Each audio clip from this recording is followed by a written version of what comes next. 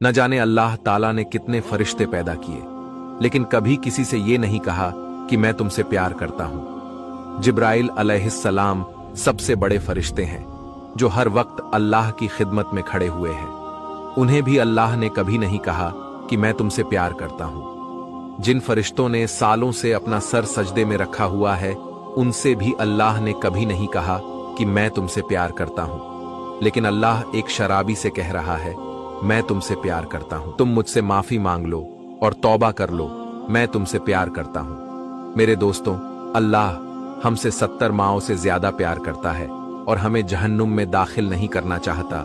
इसलिए मेरा अल्लाह हमें मोहल्लत दे रहा है और कह रहा है कि मेरे बंदों, माफी मांग लो, जहन्नुम से बच जाए और हमारे नेक काम का अल्लाह हमें बड़ा अजर दे।